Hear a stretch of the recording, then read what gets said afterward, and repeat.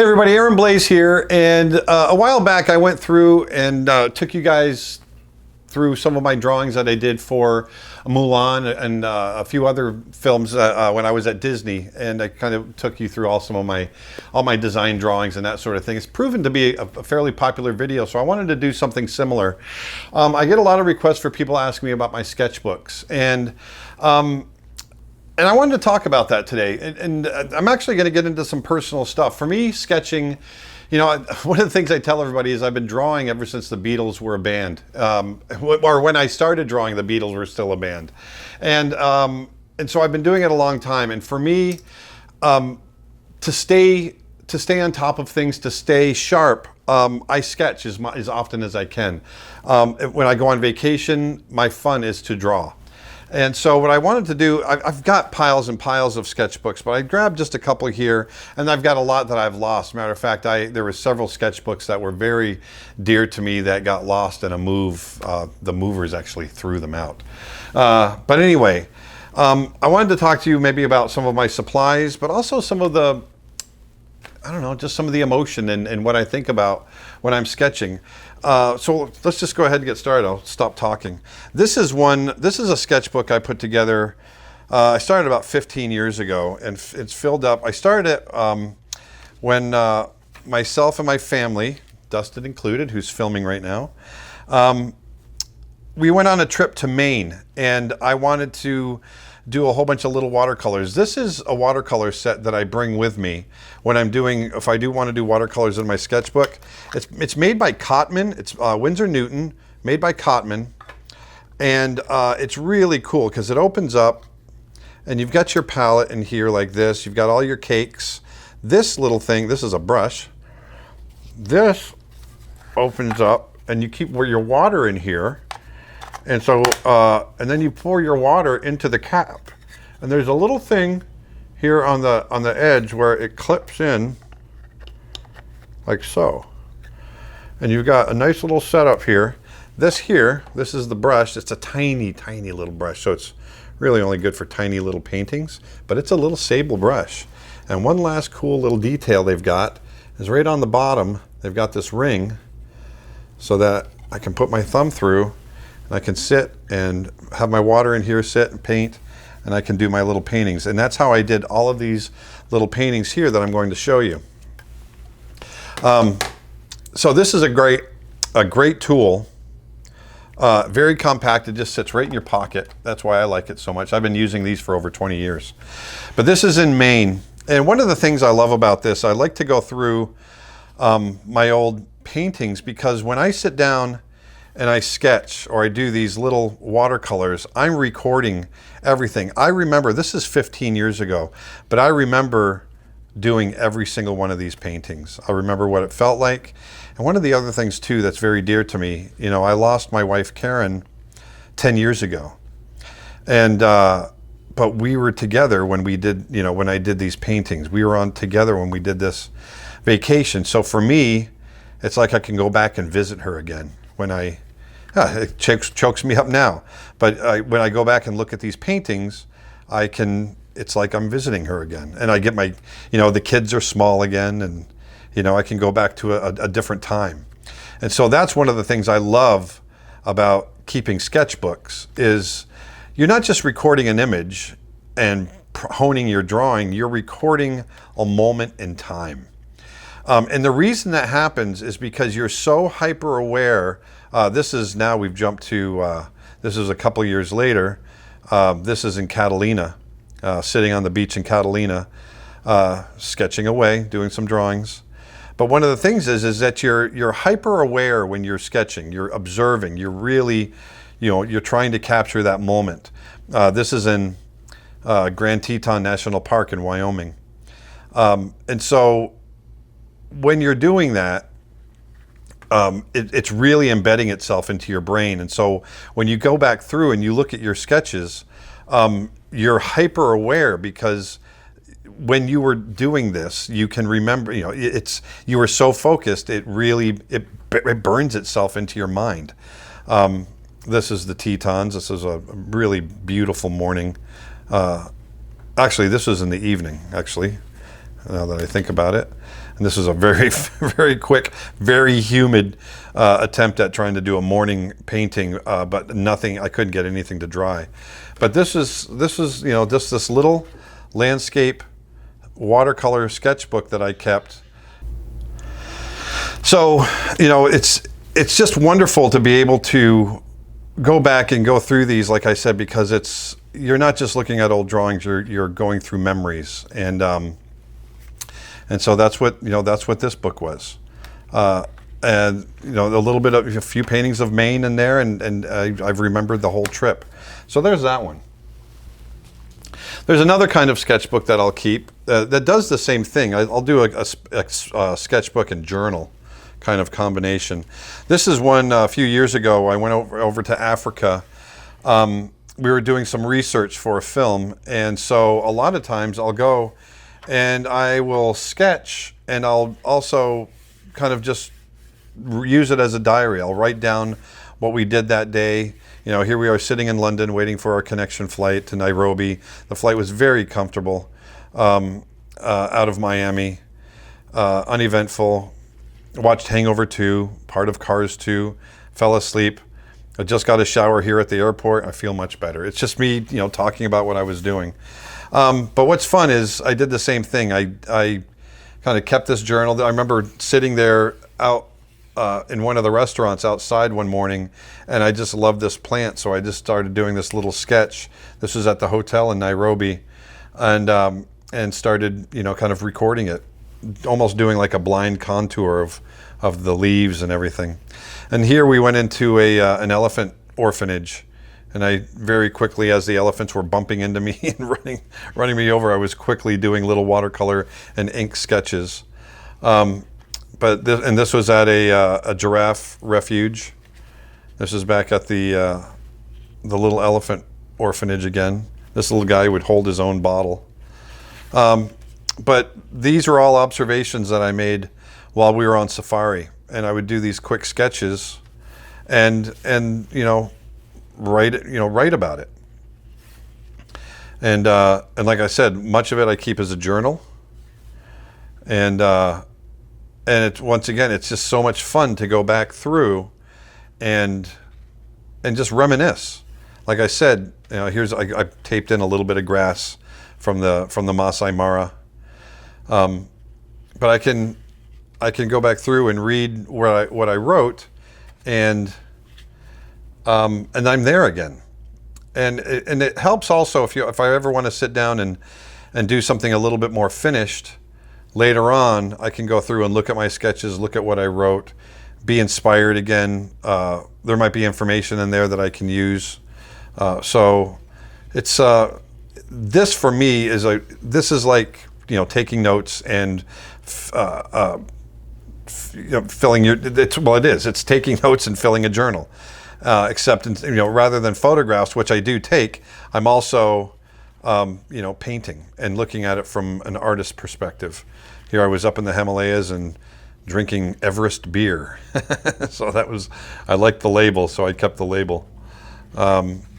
This is in Nepal, all part of the same trip. I was in Nepal, and this is an elephant that I went out on every morning, and we tracked rhinos and tigers, and here I was sitting in a little cafe in Kathmandu, and I liked all the woodwork and everything, so I just did a quick watercolor and ink sketch of it, just so I could get a sense of it. But you just never know what you're going to come across. So it's so important to hold on to your sketchbooks and bring them with you everywhere. That's why, you know, I like to carry small ones like this, and you'll see what I'm going to pull up next.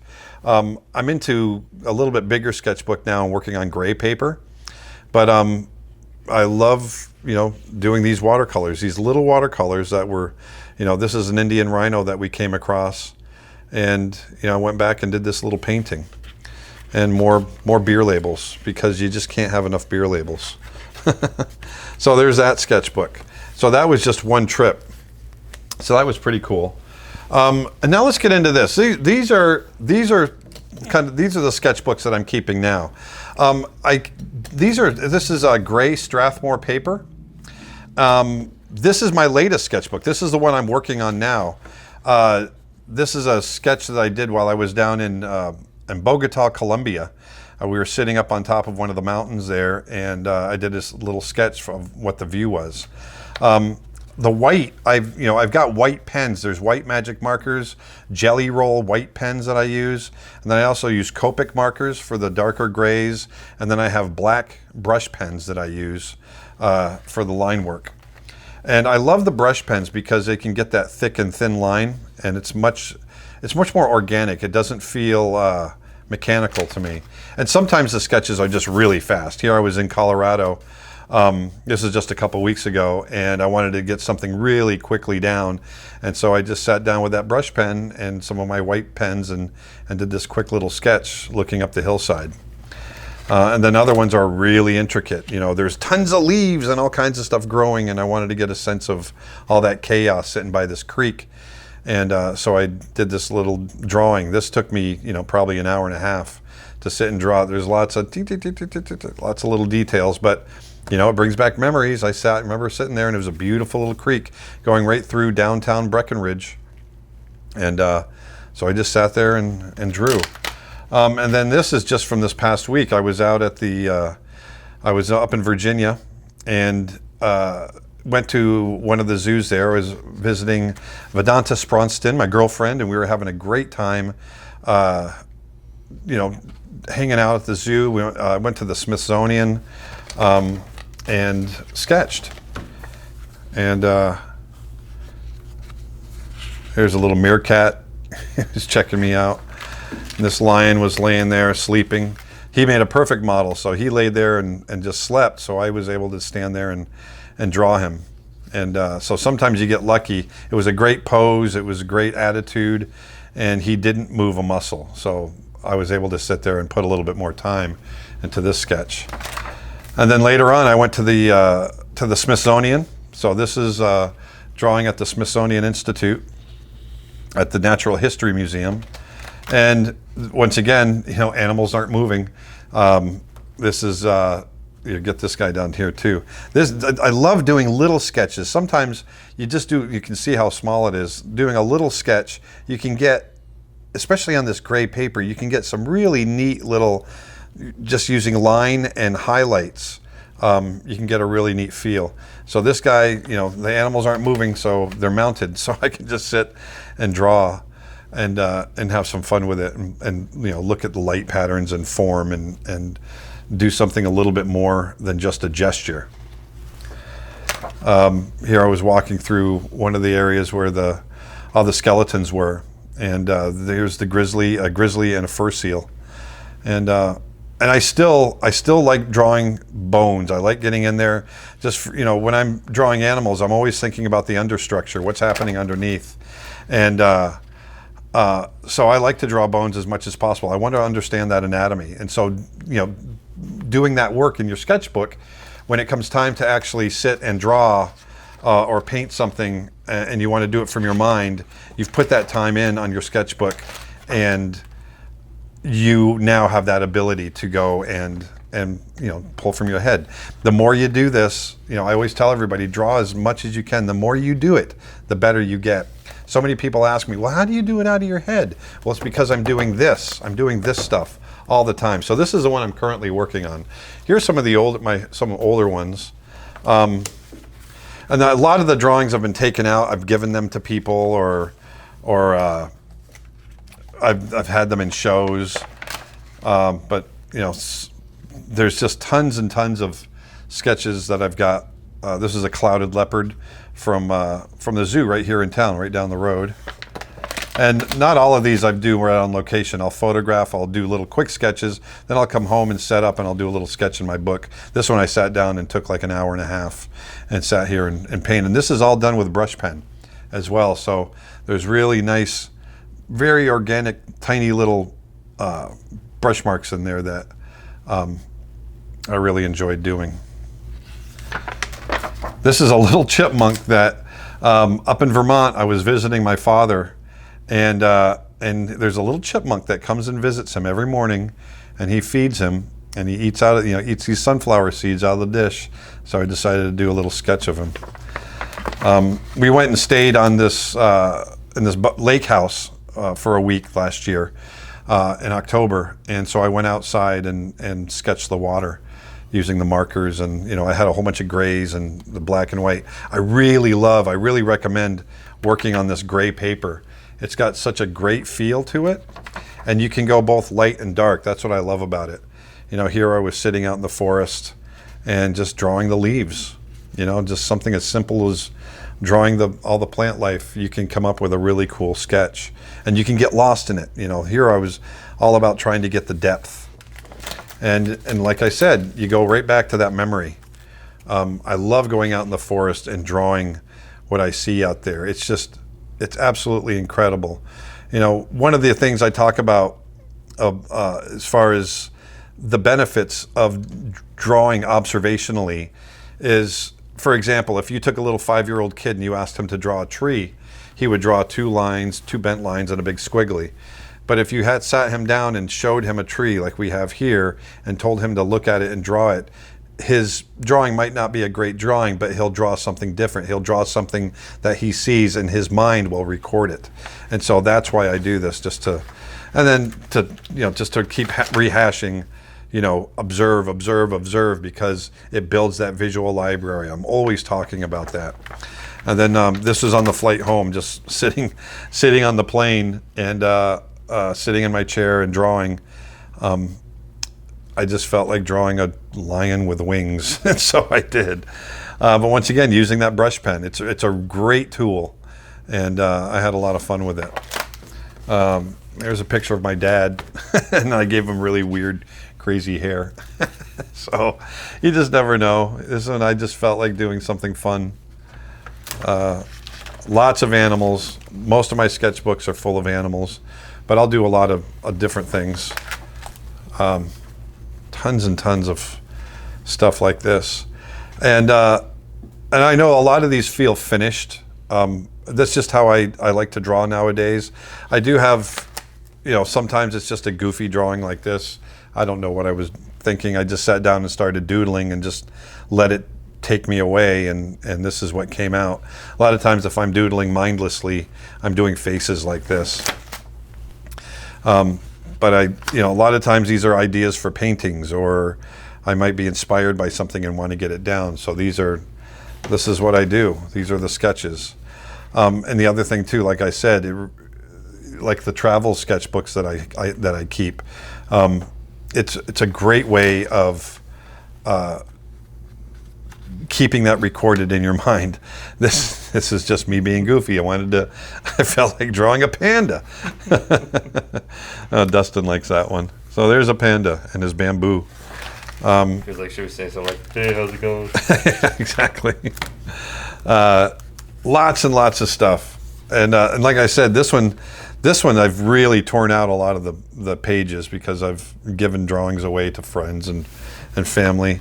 This was an image. I was at my friend Manny's house in Utah, and it was this past winter, and I was sitting looking outside, and these elk went walking by. So, I ran and grabbed my sketchbook and grabbed the binoculars and sat out on his back deck and just sketched the elk walking by. So, if you're prepared, you can get these things down. Of course, yeah, I took a couple photos, but it was a lot cooler to draw it. This is a little swampy area near where I live. I just wanted to sketch it really quickly one day. I took my boat. This is a place called, it's one of the springs nearby. I can't remember the name of the springs. What springs? No, this is one we take the boat up to. But it's in this beautiful, very Florida swampy area. So I sat there on the boat and just did a little sketch. I was just watching a documentary one night, and they were interviewing this Russian fellow, and he just had this really classic, beautiful look to him. So I freeze framed the TV and did this little ballpoint pen sketch of him, and that worked out really cool. There was a sketch I started that I didn't do anything with. Once again, here's more, sitting on the airplane, drawing. This is all just when I'm on the airplane, I'm just making up stuff, and so they'll tend to be really kind of detailed because I'm just kind of noodling. Noodling meaning, I'm just sitting there. A lot of times I'm not really thinking much. I'm just sitting there drawing, and a lot of times I'll overdo them, but they're fun to do, and they're just what I have in my head in that moment in time. Back in June, I was in Japan. I was teaching some drawing, digital animation classes and digital drawing and painting. And so each morning I would get up about 4:30 in the morning, and I would go, we were staying next to a Buddhist temple, and I went out and sketched, and this was at the zoo in Tokyo, these drawings. And then this is back at the Buddhist temple again, doing some of those. And doing the architecture is a lot of fun because you can get really caught up in that detail, but if you just kind of let it get loose, then it goes a lot quicker, and you can suggest the detail and not sit there for 5 hours. This took me about an hour or so, and not even about hours. I think it was like 40 minutes, and I was able to move on to the next place. This is the 5-story pagoda, a very iconic building in Tokyo. Once again, this is just ballpoint pen in my little watercolor case, and the white pen. And this is looking down the street in front of my hotel. We were kind of back in this little district. I can't remember the name of the district, but it was just full of really great restaurants, and so we'd go out every night and have some beers and eat some great food. I started to sketch the palace here and didn't have time to finish. I was getting really caught up in it. But here we are back at, we went to another town, and I just did some sketching of some of the architecture there. But, once again, it's these here, I remember every moment sitting there sketching, and I got a little bit of kanji written by one of the monks there at this temple that we went to. You remember the moments, you remember everything about it, because you're sitting there focusing and concentrating, and you remember the sounds, the sights, the smells, the temperature, everything. This was really interesting. I went into this. This is in Tokyo, and they had this owl cafe, and it was literally a cafe that you could go into, and it's full of live owls. Only in Tokyo, right?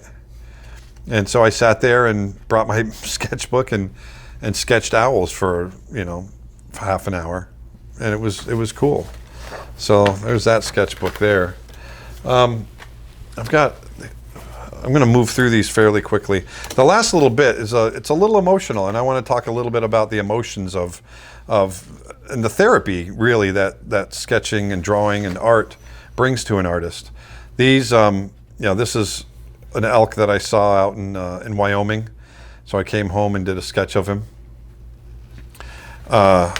Sometimes I just sit down and just want to do something like something character based. So there's this little lion that I threw down really fast. These are sketches of, I went to a place called Big Cat Habitat that they have lions and tigers and all kinds of big cats, and so I did some drawings there. And this is a lioness walking around. This is at the Animal Kingdom, sketching elephants at Animal Kingdom. Sometimes they're just really quick little gestures, but it's all about observation. Because when you come back, even though your sketches might be a little bit loose, you get back and you've made these observations that you can then go back in and you can draw from your mind because you've recorded it in your head. And that's really what it's all about. Let's see here, that's an empty blank page. Old green heron sketch that I did. These are from 2 years ago, this sketchbook. There's that clouded leopard, very quick. Look at these. So some people, I want you to see how loose these are. These are very quick, little gestural images of this little monkey. And little observations like, the foot up here, looking at how his foot is constructed. He sat there and so I drew his foot really fast. But things like this are a lot of fun to do because, like I said, you get those observations in and they get burned into your brain. Here's a king vulture. and really trying to use that white pen very sparingly. But you know, this is more than even painting. I love the sketchbooks. I like looking at people's sketchbooks because it's an insight into the artist's mind. You know, when you look at my sketchbooks, you're gonna be taken on a journey of my life, things I've done, places I've gone, things I've seen, some of the emotions I've been in, you know, going through. This is a horse farm that I went to, and just went. I just felt like drawing horses. I just finished creating a course last year. I finished creating a course on how to draw horses, and so to prep for it, I went out to this horse farm and sketched and did lots of, you know. Plus they had some bulls there, so drawing the bulls was fun. But you know, I went and drew horses over several days and photographed and kind of refreshed my memory of how to draw horses and the anatomy and everything else. And so then I was able to come back home and put together my course. This is really interesting. And then these are drawings that I did. These are done they're done live, but I was watching a bear cam. Up in Alaska, they had a live bear cam set up on the river, and it was being broadcast live. And so I set it up on my computer at home, and I sat there and just drew off the screen. As the bears were eating the salmon, I was sitting there sketching them eating. So it's kind of interesting in this day and age that you know, I can draw bears live. They're up in Alaska and I'm in Florida, and they're still getting drawn. So that was a lot of fun. I think I've got a few more in here. Yeah, here's more here where they were fishing and not sitting as still. So I was doing much quicker sketches. But yeah, this is just sitting, watching them, and then sketching them, you know, off my computer monitor as they're fishing. And it's a lot of fun to do this. So I really recommend it. And actually, this is the time of year. This was a year ago. And they should be back into the salmon run already. So this is the time to see them fishing. There's another one. This is Brooks Falls in Alaska. Yeah. And now there's a sketch. Now, some of you might be put off by this, and so I just want to let you know ahead of time. But to me, this is really important. This is my mother, and it's a little bit emotional, but I want to talk about it. I'm going to close with this. My mother gave me my artistic talent, and last year, in August of last year, my mother passed away. I was the only one with her at the hospital, and a lot was going through my mind as she was slipping away. You know, it took several days, and I sat with her, and I was trying to process it. And one of the things that helped me process it was doing this. And I know it seems morbid to some people, but for me, it was something very beautiful. And also, I knew as she was leaving us, she brought me into the world and gave me my artistic talent. And so I wanted to send her off by drawing her. And I know, like I said, it was hard to do, but at the same time, I couldn't not do it. You know, I kept looking at her, and all I could see was her form and the light and all the gifts that she had given me. Here's some of I'm going to go through some of them here too. These are some other sketches from another sketchbook. But I want to jump to, I jumped over to this sketchbook here, which as she was laying there. And for me, this is her lying in her bed. You know, many, many, many hours passed, and it was quiet, and it was just she and I knew she knew I was there, and so I wanted to do this, and it really helped me to cope with what was happening. And the thing about drawing is that I'm only focused on the drawing, and so my mind isn't wandering. And so when I was sitting there with her and I wasn't drawing, my mind would get away and I would have a hard time, and I would become very upset. But this is how I was able to calm myself and sit and record. And like I said, I know some of these images are hard to look at, but she was, sleeping, and eventually, she slipped away. But this was my way of sending her off and saying goodbye. And like I said, she had given me my ability to draw and my thirst and hunger to draw. And so as she went away, I wanted to do this for her. And so, yeah, it was hard, and it's hard to talk about. Now, matter of fact, this is the first time that I've ever actually talked about it with anybody on a public level like this. And so, your sketchbooks can be something extremely therapeutic and healing and spiritual. These are images that I will cherish forever. Even though they're at the end of her life, there's something poetic about that, and I'll always hold on to that. And there's an irony that happened, and it was just by chance. But here I have my mother passing away and drawings, and then here I've got just a few pages down, quick sketches that I did of my granddaughter as she was born. And so here she is, 7 hours old, my granddaughter, and just coming into the world. And then here is my mother leaving the world, all in the same sketchbook. So that, to me, this is the power that your sketchbook can have.